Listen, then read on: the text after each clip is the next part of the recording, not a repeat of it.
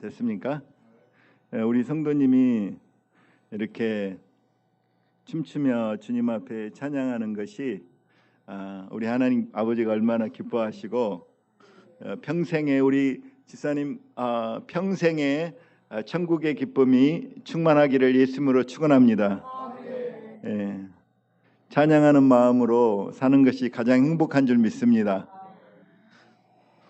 여기 제가 우리 광야교회를 마음으로 사랑하는데 그래서 그런지 자주 이렇게 옵니다.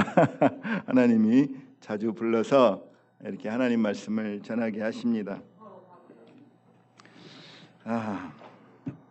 오늘 예수님이 요한복음 15장 1절로 또 11절 말씀까지 말씀 보면 예수님이 이렇게 거하라는 말을 이렇게 반복해서 말씀하십니다. 특별히 9절 보면 아버지께서 나를 사랑하신 것 같이 나도 너희를 사랑하였으니 나의 사랑 안에 거하라.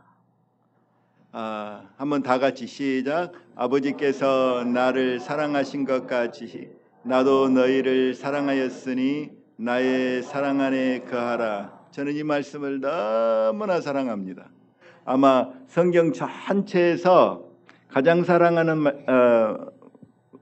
그 말씀이 어떤 거냐 이렇게 한 구절만 뽑아라 그러면 저는 요한복음 15장 9절을 뽑고 싶습니다.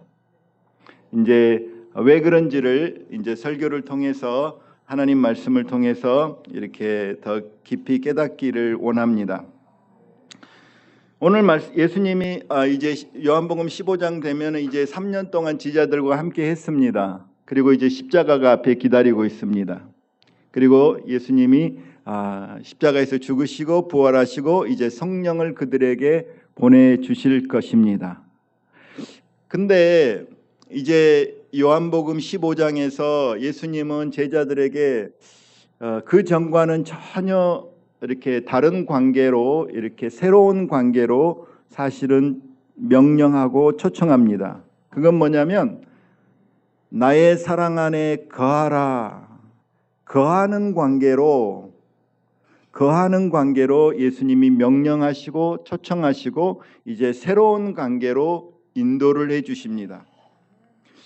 예수님을 따라다닐 때 아마 제자들이 어떤 관계를 가졌을까요? 아마 처음에 예수님이 구세주인 걸 알고 예수님이 메시아인 것을 알고 또 죄를 사하여 주시는 구주인 것을 알고 나는 죄인입니다 이렇게 고백했던 것을 우리가 기억할 수 있습니다. 그래서 예수님과 당신과의 관계가 뭐요? 이렇게 물어보면 아마 베드로 같은 사람은 이렇게 대답했을 것입니다. 예수님은 나의 구주시요 나는 죄인입니다. 그렇게 구주와 죄인 관계로 또 이렇게 살아갈 수 있었습니다. 또 예수님이 또 구주일 뿐만 아니라 예수님 말씀하셨어요. 여러 군데서 말씀하시고 예수님은 또 그 제자들을 종처럼 취급하지 않으시고 정말 친구처럼 대하셨습니다.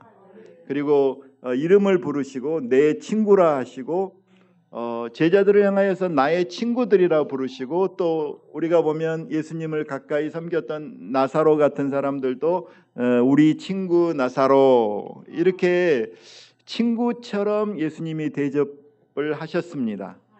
그 예수님이 구하라 찾으라 두드리라 언제든지 찾으면 내가 거기 있어 줄게. 언제든지 두드리면 내가 문 열어줄게. 네가 언제든지 구하면 내가 줄게. 이거는 정말 베스트 프렌드, 아주 최고의 친구가 되어주시겠다고 약속해 주셨습니다. 그래서 제자들은 예수님이 우리의 구주일 뿐만 아니라 우리가 친밀하게 다가갈 수 있는 친구 되신 예수님이구나. 그 예수님이 같이 살면서 밥도 해주고 뭐 고기도 잡아주고 구워주고 뭐 한 번만 하셨겠습니까? 이렇게 친구 관계처럼 제자들을 그렇게 사랑으로 그렇게 섬기셨기 때문에 아마 제자들은 예수님과의 관계를 친구처럼 또 이렇게 그 은혜를 누렸을 것입니다. 또 뿐만 아니라 예수님을 부를 때는 라비어 이렇게 불렀습니다. 선생님이시여 이렇게 불렀다는 말입니다. 그리고 제자라는 말은 배우는 사람이란 뜻입니다. 예수님을 통해서 정말 학생이 되어서 예수님이 말씀하시는 그 천국의 진리를 늘 배우는 자였기 때문에 예수님과 제자들과의 관계는 스승과 제자의 관계, 그런 관계를 누리셨을 것입니다. 근데 예수님이 이제 십자가에 3년 동안 이런 관계로 지내다가 이제 십자가가 다가오고 이제 3년 동안 같이 계시다가 떠날 때가 가까우니까 예수님이 특별한 말씀을 하십니다. 그 특별한 관계는 뭐냐면 이전보다는 더 이전 친구된 관계, 그 다음에 죄인과 구주 관계, 그 다음에 스승과 제자 관계, 이것보다도 더 친밀한 관계로 인도하시면서 새로운 관계로 초대하시면서 이제 하시는 말씀이 오늘 요한복음 15장 말씀입니다. 이 관계는 무슨 관계냐면 예수님이 이렇게 말씀하십니다.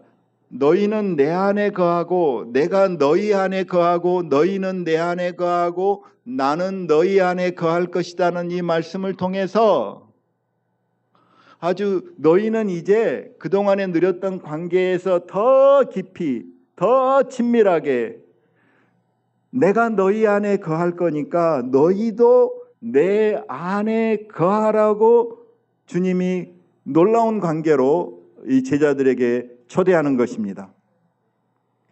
여러분, 우리가요 사람과의 관계도 그렇습니다. 사람과의 관계도 여러분 우리 교회에 오는 우리 성도들 관계도 저분하고는 그냥 반갑게 인사하는 정도죠. 그냥 인사하는 관계도 있을 수 있어요.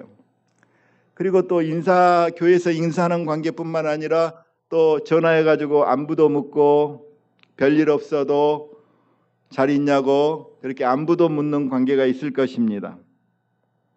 그리고 조금 더 지나다 보면 가끔 우리 차도 마시고 커피도 마시면서 서로 시간도 보내고 그런 관계도 있을 것입니다. 데이트하는 관계도 있을 것이고. 근데 우리가 이 땅에서도 가장 친밀한 관계는 어떤 관계입니까? 그냥 만나면 헤어지기 싫은 거예요. 그냥 24시간 붙어 있고 싶은 거예요. 그런 관계 있잖아요, 그렇죠?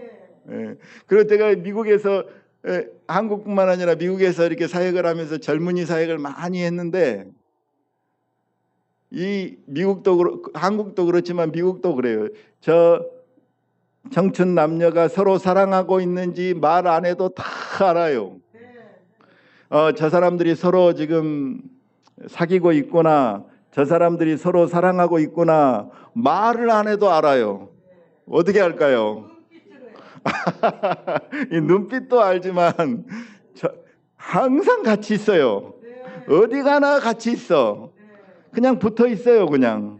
그러면 이제 저 사람들 이렇게 서로 사랑한가 보다. 그렇게 사랑의 관계로 그러다가 이제 그냥 하루 24시간 당신하고 같이 있으면 소원이 없겠어. 그런 마음이 찰 때에 이제 결혼하는 거예요. 저도 그랬습니다. 저도 데이트하다가 그냥 같이 있고 싶은 마음이 막 목에까지 오르는 거예요. 그리고 헤어지는 게 너무 고통스러운 거예요. 그러니까 이렇게 하는 게 아니라 이제는 우리 결혼해서 같이 삽시다. 그래서 이제 결혼해서 24시간 먹고 자고 보고 그냥 같이 결혼해서 그렇게 살았습니다. 근데요, 오늘 사랑과의 관계도 근데 예수님이 오늘 이 말씀 속에서 뭐라고 말씀하시냐면은 이제 내 안에 나의 사랑 안에 거하라고 말씀하세요. 거하라고. 그래서 우리는 이 땅에 살면서 제가 이 교회 성도들을 보니까 우리 성도님들이 많은 사람들이 이 거하는 관계로 들어가지 못했어요. 그냥 일주일에 한 번만 교회에 오는 것이 신앙생활인 줄 알아요. 이거는 거하는 관계가 아니에요. 일주일에 한 번씩 데이트한다는 것이 거하는 관계가 아니에요. 거하는 관계가 무엇인지를 우리가 깨닫고, 하나님이 나에게, 예수님이 나에게 원하는 것이 이제는 거하는 관계를 주님이 원하시구나, 저와 여러분이 알아야 된다고 믿습니다. 이걸 우리가 또 배워야 된다고 믿습니다.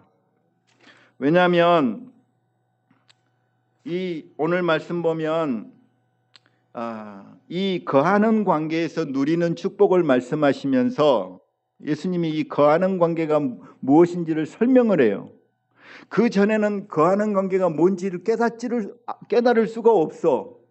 거하는 관계가 뭔지, 결혼해봐야 결혼이 뭔지를 알지. 결혼도 안 해보고 데이트도 안 해본 사람이 결혼 관계를 알겠어요? 모르죠.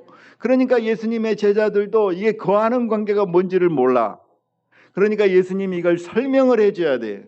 이 거하는 관계는 이런 것이 거하는 관계다.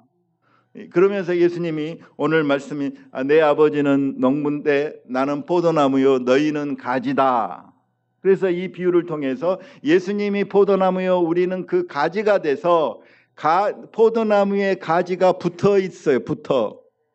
붙어 있어서 열매를 맺고, 붙어 있지 않으면 어떻게 됩니까? 떨어져 나가서 메말라서 떨어져 나가서 불태워지는 거죠. 그러니까 예수님이 이 관계를 나는 포도나무요 너희는 가지라 이렇게 거하는 관계를 설명한다는 거예요. 이거는 뭐냐면 예수님과 우리하고는 이제 생명의 연합 관계예요. 그냥 이거는 뭐 예수님과 나랑은 뗄 수가 있어요, 없어요? 뗄 수가 없는 관계예요. 떨어지면 죽어요. 그런 관계로 설명을 하시는 거야. 아주 예수님이 나의 생명이 되어 주신 거예요. 예수님이 나의 생명, 내 생명이 예수 안에, 예수의 생명이 내 안에 그냥 완전히 딱 붙어 있는 관계가 되어야 이게 생명의 연합 관계예요. 그러면서 예수님이 이제 은혜로운 말씀을 주시는 게 이게 포도나무와 가지처럼 이게 딱 붙어 있는 관계가 거하는 관계다고 말씀하시고, 이 가지가 나무에 붙어 있지 않으면 아무것도 할 수 없고 아무 열매 맺을 수 없는 것 같이 너희가 내 안에 거하지 아니하면 아무 열매를 맺을 수도 없고 아무것도 할 수 없다. 근데 그러나 너희들이 거하기만 하면, 이 거하려면 예수님이 이 말씀을 지금 하신 이유가 있어요. 왜냐하면 예수님이 죽으시고 부활하시고 예수 믿는 제자들에게 성령이 임해야 돼. 그래서 성령이 임해서 성령님이 이제는 내 눈 밖에 계신 게 아니고 내 안에, 내 영 안에 그냥 주님이 내 안에 먼저 거하셔야 돼요. 그래야 우리가 거하는 관계를 누릴 수가 있어요. 그래서 우리가 이 거하는 관계를 배우면 예수님 말씀하시기를 세 가지 축복, 특별히 세 가지 축복이 있는데, 거하는 관계를 잘 배우면 예수님이 5절에 이렇게 말씀하죠. 나는 포도나무여 너희는 가지라. 그가 내 안에 내가 그 안에 거하면 사람이 열매를 많이 맺나니. 첫 번째, 열매를 많이 맺나니. 한번 따라합시다. 열매를 많이 맺나니. 이거는 가지가 나무에게 붙어서 맺는 열매예요. 그러니까 예수님 말씀하신 것은요, 아주 우리가 예수님 안에서 거하지 아니하면 풍성한 삶을 살 수가 없어요. 예수님 안에 거하는 것을 배우는 그 성도는 그리스도 안에서 풍성한 삶을 누리고 그리스도 안에서 많은 열매를 맺고 성령의 많은 열매를 맺어서 거하는 자만이 행복한 삶을 누릴 수가 있어요. 영적으로 충만한 삶을 누릴 수 있다 이 말이에요. 거하는 것이 없이 결코 우리는 충만한 삶을 살 수가 없어요. 행복한 삶을 살 수가 없어요. 기쁨이 충만한 삶을 살 수가 없어요. 세상으로 충만할 수는 있어도 주님의 기쁨으로 충만할 수 없어요.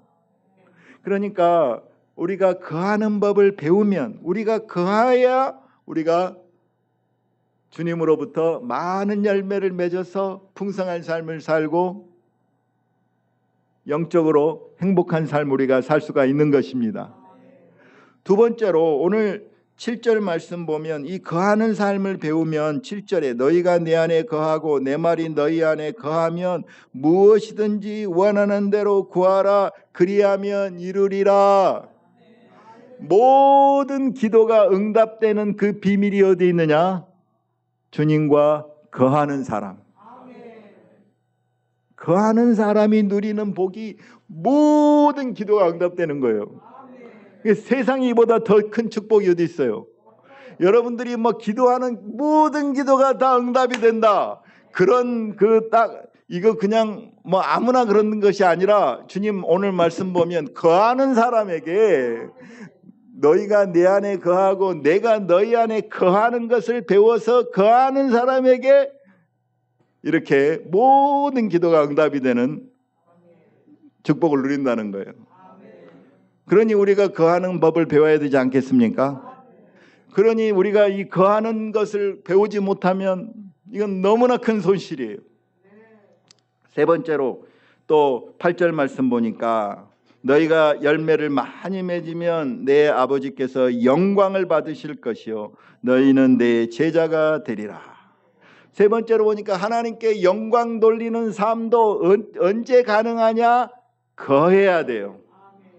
여러분 봉사도 좋고 열심도 좋은데 거하지 않고 봉사하고 거하지 않고 열심히 있다는 것이 하나님께 영광이 안 될 수가 있어요.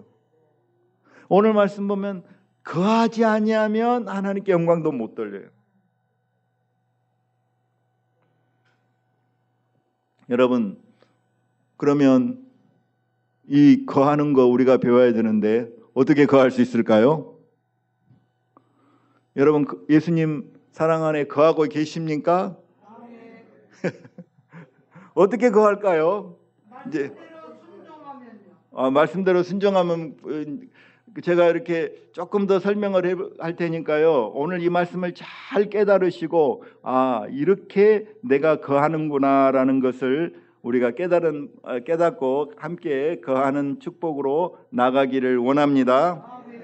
여기 11절 말씀은 내가 아버지의 계명을 지켜 그의 사랑 안에 거하는 것 같이 또 이렇게 말씀하고요. 그 다음에 9절 말씀 보면 아버지께서 나를 사랑하신 것 같이 나도 너희를 사랑하였으니 나의 사랑 안에 거하라 이렇게 말씀하셨어요.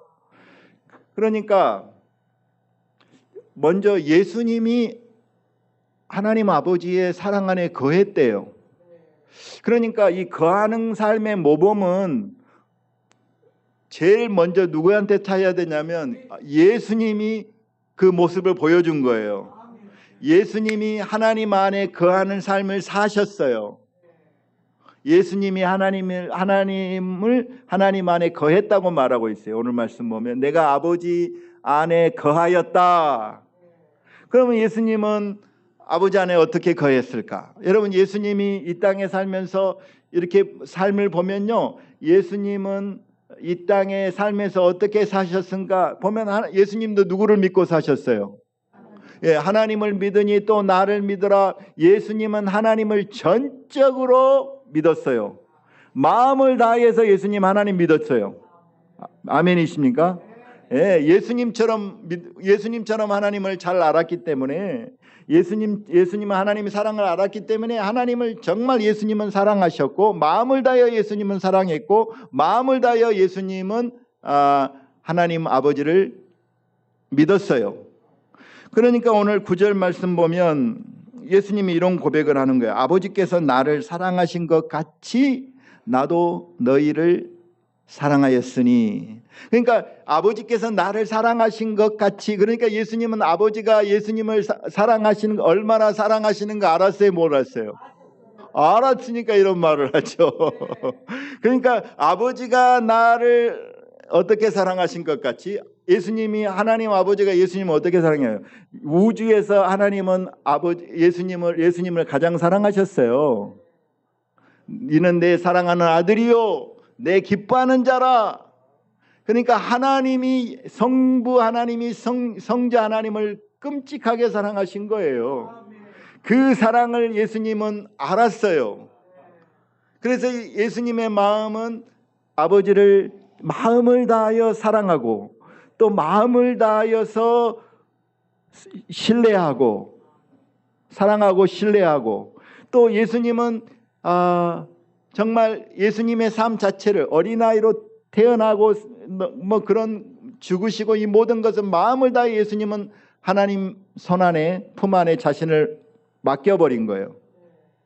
그리고 예수님은 하나님이 원하시는 그 뜻에 마음을 다하여서 뭐 어떻게 해요? 순종한 거예요. 그러니까 하나님 안에 예수님이 어떻게 거하였냐면 정말 마음을 다하여서 하나님을 알았으니까 사랑하고 의지하고 의탁하고 순종하는 삶을 살은 거예요. 그러니까 예수님 안에는 염려도 없고 걱정도 없고 그냥 하나님의 뜻에 하나님 기뻐하신 뜻에 온전히 순종하는 것이 최상의 행복이었어요. 그렇게 예수님이 살아갔다 이 말씀이죠. 근데 놀라운 것은 오늘 9절 말씀 보면 예수님이 아버지께서 나를 사랑하신 것 같이 나도 너희를 사랑하였다. 이 말이요, 여러분의 보통 말이 아니에요. 이 말이 정말 놀라운 말씀이에요. 약속의 말씀. 아니 아버지가 예수님을 어떻게 사랑하는지 그 사랑의 강도와 정도와 이 세기가 똑같이 아버지가 예수님을 사랑하는 그 사랑의 강도와 사랑의 그 강렬함과 열정과 그 헌신과 이 모든 것과 같이 똑같이 조금도 부족하지 않게 나도 너희들을 그렇게 사랑했다. 놀라운 말이죠. 그 요한복음 17장에는 예수님이 이렇게 말씀하시잖아요. 아버지께서 나를 사랑하신 것만큼 그만큼 똑같이 아버지도 너희를 사랑하신다. 난 이건 천국 가서 알아볼래요. 나 여기 이 땅에 작은 머리로 이해할 수가 없어. 예수님을 사랑하는 것만큼 나같이 부족한 자를 그렇게 귀하게 사랑하신다. 아마 우리는 이 사랑을 알아가는 데는 영원한 시간이 걸릴 거예요. 그 무한하신 하나님의 그 사랑을 유한한 저와 여러분이 알아가려면 영원한 시간이 걸리는 거야. 그렇죠? 네, 그러니까 오늘 이 말씀 보면 그 제자들에게 이렇게 말하는 거예요. 이제 내가 그렇게 사랑했으니까. 그러니까 예수님이 삶을 통해서 예수님이 또 말씀을 통해서 십자가를 통해서 제자들에게 계속적으로 말씀하신 건 내가 이렇게 너희를 사랑한다. 그 말씀해 주신 거예요. 그리고 요한복음 바로 13장 1절에도 예수님 말씀하세요. 6월절 전에 예수께서 자기가 세상을 떠나 아버지께로 돌아가실 때가 이른 줄 아시고 세상에 있는 자기 사람들을 사랑하시되 끝까지 사랑하시니라. 이 끝까지라는 말을 좋아해요. 끝까지, 그 말은 영원히 그 말도 되고요. 시간적으로 영원히. 그 다음에 끝까지 그러면 아주 그냥 꽉 찼어요. 그냥 부족함이 없이. 그러니까 영원토록 사랑하는 그 사랑이 조금도 부족함이 없이 충만하게 아주 꽉 찬 사랑으로, 변함없는 사랑으로, 그 강도가 줄지도 않고 뭐 늘지도 않고 그냥 완전한 사랑으로 저와 여러분을 사랑하신다는 거예요. 자기 사람들을 이렇게 끝까지 하나님, 예수님 사랑하신다. 그리고 십자가에서도 그 사랑을 보여주시면서 제자들에게 이렇게 말하는 거예요. 너희는 이제 너희가 거하려면 나의 사랑 안에 거하라. 그렇게 말하는 거죠. 그래서 제자들이 예수님 안에 거하려면 첫 번째로 우리가 뭘 알아야 되냐면 예수님이 아버지의 성부 하나님 아버지의 사랑을 알고 그 사랑 안에 거했던 것처럼, 그 사랑을 먹고 마시고 그 사랑에 순종하고 그 사랑을 즐거워하고 살았던 것처럼, 우리 제자들이 우리가 하나님의 사랑 안에 거하기 위해서는 우리도 우리를 향한 예수님의 사랑을 날마다 먹고 마시고 누려야 될 줄 믿습니다. 우리가요, 결혼도 그렇잖아요. 사랑해야 같이 살죠. 사랑하고 있지도 않는데 같이 살면 이거 지옥입니다. 그러니까 예수님이 초청하는 거예요. 내가 너희를 이렇게 완전한 사랑으로, 영원한 사랑으로, 그리고 너와 내가 딱 하나 돼서 이제는 떨어지지도 않고 그냥 너희 영 안에, 내가 너희 안에 영하고 하나가 될 테니까 너희도 이렇게 나를 사랑하라는 그런 관계로 저와 여러분을 부르시는 거예요. 여러분, 거한다는 것이 저는 이 세상에서는 부부간의 사랑에서 부부간에 거하는 것이 가장 친밀한 관계예요. 그렇죠? 근데 예수님이 말한 이 거하는 것은 부부간에 누리는 것보다 더 친밀한 관계로 인도하시는 거예요. 왜냐? 부부간에 뭐 아무리 사랑해도 요즘 나이가 차고 그러면 각방 쓰고 서로 대화도 안 하고 멀어져고 막 그러잖아요. 부부간의 거리가 이렇게 딱 붙어 있는 거 아니고 이렇게 떨어져 있어요. 제 아내부터 좀 떨어져 있으니까 더 행복해해요. 사람이니까 아주 딱 붙어 살면 그냥 부담스러워요. 여러분도 그렇습니까? 아직도 딱 붙어 살면 행복하신 분이 있습니까? 아, 그러세요? 요즘 남편과 아내 관계도 당신 이 방 쓰고 나 이 방 쓸게. 그래야 좀 편해. 아주 딱 붙어 있는 거 불편하다 이 말이죠. 근데 오늘 말씀 속에 예수님이 저와 여러분에게 이 부부 관계보다도 더 친밀하게 예수님은 우리 영 안에 오셔서 우리와 영원토록, 그러니까 여러분 보세요. 예수님이 너는 나의 사랑 안에 거하라 이 말씀을 우리에게 주실 때 예수님의 그 우리 안에 원하는 그 소원은 우리가 예수님처럼 마음을 다하고 뜻을 다하고 성품을 다하여서 우리 하나님, 우리 주님의 사랑을 신뢰하고 그 사랑을 먹고 그 사랑을 의지하고 그 사랑을 즐거워하고 그 사랑 때문에 순종하는 삶을 저와 여러분이 살기를 원하시는 거예요. 그래서 예수님이 우리에게 거하는 관계로 원하시는 것은 예수님의 마음과 우리의 마음이 이렇게 딱 붙어 있기를 원하세요. 붙어 있는 걸 원하세요. 여러분, 마태복음 15장 7절에 바리새인들을 바라보면서 예수님이 하신 말씀이 이거예요. 너무나 외적으로는 열심히 있고 봉사도 하고 11조도 잘하고 헌금도 잘하는데 예수님 말씀이 이거였어요. 내 백성이 입술로는 나를 공경하나 그 마음은 내게서 멀도다. 여러분, 거하는 관계는 이 마음과 마음의 관계예요. 마음과 마음이 하나 된 관계예요. 이 마음과 마음 사이에, 예수님과 내 사이에 낀 것이 없어요. 이 사이에, 마음과 마음 사이에 어떤 사람은 남편도 끼고 아내도 끼고 자식도 끼고 돈도 끼고, 그래서 예수님이 저와 여러분의 마음을 바라볼 때, 야, 네가 입술로는 나를 공경하고 나를 사랑한다 하지만 실상 네 마음이 나랑 얼마나 멀어져 있는 것을 내가 잘 안다. 그러실 거 아닙니까? 거하는 예수님이 내가 너희 안에 가장 가까이 네 영 안에 거할 텐데 나는 너와 내 사이에 낀 것이 없기를 원한다. 스페이스가 없어. 그냥 딱 붙어서 예수님의 마음과 내 마음이 하나 되기를 원한다. 이렇게 살 수만 있다면 모든 기도가 응답되고, 마음과 마음이 주님과 하나 되어서 살 수 있다면 정말 성령 충만하고 성령 안에서 살아가는 것이며 하나님께 영광 돌리는 삶이 가능할 줄 믿습니다.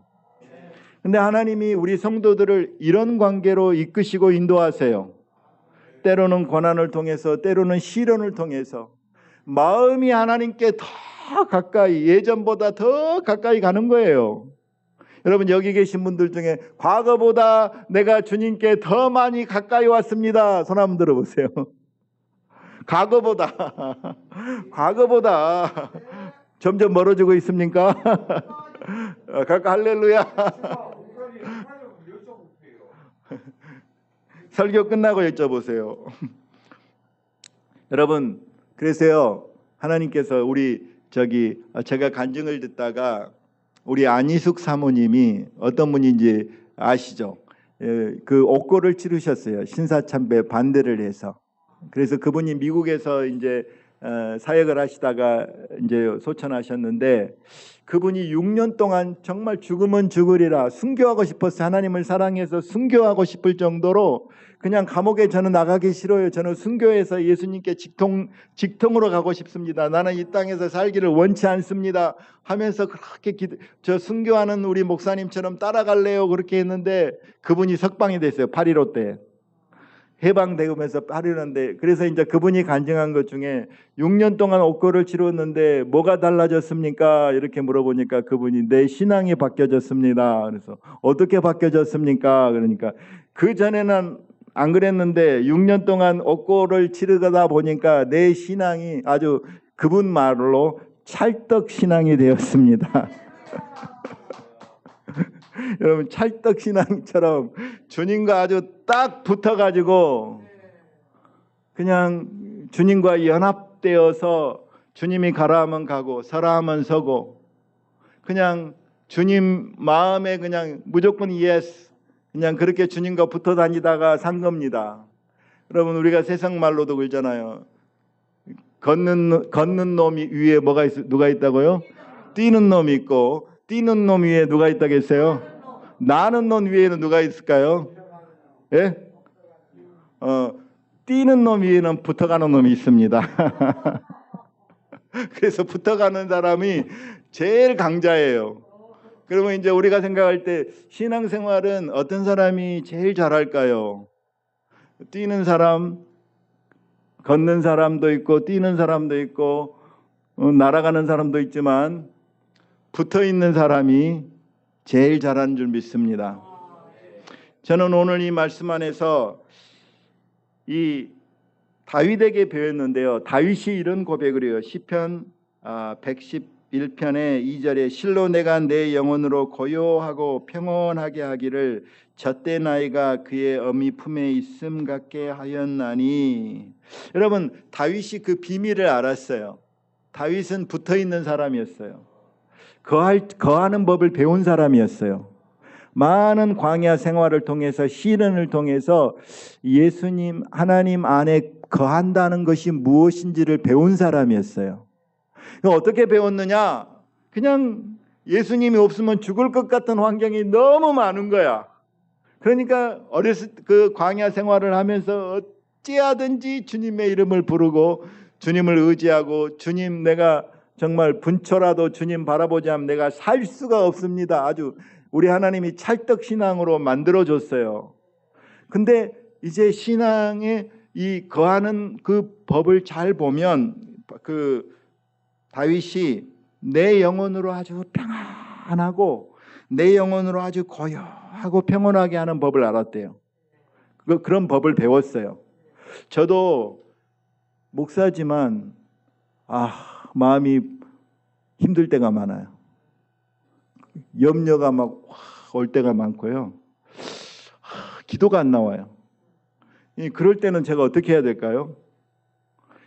기도가 안 나오는데 어떻게 해야 돼요? 거하는 법을 배워야 돼, 내가. 이렇게 내가 먼저 이게 평온하고 고요하게 되고 나서 기도가 나오지, 마음이 막 불안한데, 막 마음이 흔들린데 기도가 안 나와.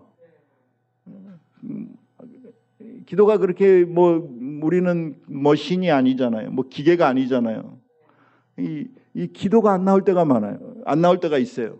그런데 이 다윗도 그 자기가 내 영혼이 평안하고 고요하게 하는 법을 배웠다 이 말이죠. 그거 배웠어요. 이 말은 거하는 법을 배웠어요. 그 어떻게 다윗은 했냐? 이제 이렇게 하면서 이렇게 표현하고 있어요. 젖된 아이가 그 어미 품에 있는 것 같이. 여러분 생각해 보세요. 젖된 아이는 칭얼거리지 않아요. 이 젖된 아이가 어미 품에 있으면 평안합니까? 왜 평안해요? 아주 저때 나이는 엄마를 전적으로 의지해 버려요. 그냥 엄마만 있으면 뭐 다른 거 다 없어도 돼. 엄마 품에서 그냥 전적으로 엄마를 의지하고 자기 자신을 그냥 완전히 맡겨버려요. 그냥 엄마 품에서 그냥 쉬버리는 거야.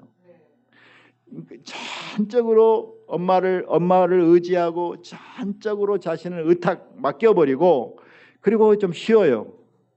이제 막 힘들고 어려울 때는 엄마 쫓아가요.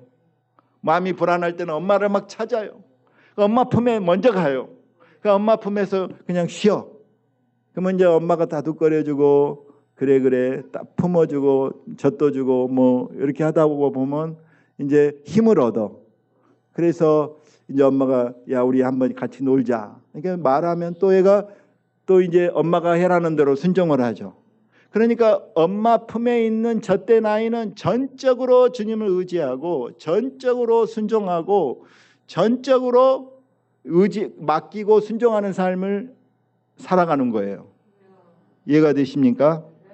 그래서 육적으로는 야 좀 성장해라, 애기가 되지 말라, 애기처럼 그러냐, 그것이 육적으로는 내가 스스로 혼자 뭔가를 잘할 수 있는 것이 성장이야. 그래서 영어로도 growing up, 좀 성장해라, up. 그러면 네가 혼자서도 점점 잘해요. 그것이 성장이야. 근데 영적으로 거하고 성숙한 사람은 내 혼자서도 잘해요. 도움 없어도 잘해요. 예수님 없어도 잘해요. 점점 growing up이 아니고 growing down이야. 예전에는 나 혼자 내 마음대로 다 했는데 이제는 뭐 주님 내 생각대로 했는데 주님 생각이 뭘까요? 이렇게 자꾸 점점 나이가 어려져요. 그냥 15살짜리 내 마음대로 하다가 10살도 되고 5살도 되고 4살 되고 점점 신앙이 성숙한 것은 영적으로는 점점 어린아이가 되는 거예요. 어린아이가 될수록 어떻게 전적으로 더 예수님을 딱 붙어가지고 사는 거죠. 그래서 이제 마무리합니다. 저는 이렇게 거하는 법을 우리가 이렇게 배우기 위해서 이렇게 저때 나이라고 생각을 합니다. 그 기도할 때 이렇게 주님 앞에 나와서 그냥 엎드려요. 어떨 때는 이렇게 그냥 다 엎드려 있는 게 좋아요. 마치 엄마 품에 있는 아이처럼 생각을 하는 겁니다. 그리고 주님, 내가 전적으로 주님을 의지합니다. 그리고 내 자신, 내 삶을 전적으로 의탁합니다. 그리고 주님 말씀하시면 내가 순종하겠습니다.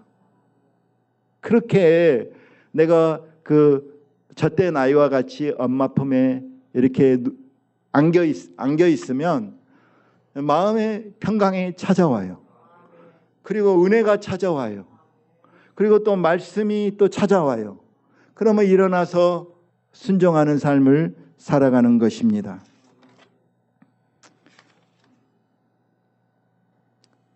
사실은 예수님이 이렇게 저와 여러분을 내 안에 거하라 이 말씀은 구약 성경에 내가 너와 결혼하겠다, 내가 너에게 장가들어 결혼하겠다고 약속의 예언들이 신약에 이제 성취가 된 거예요.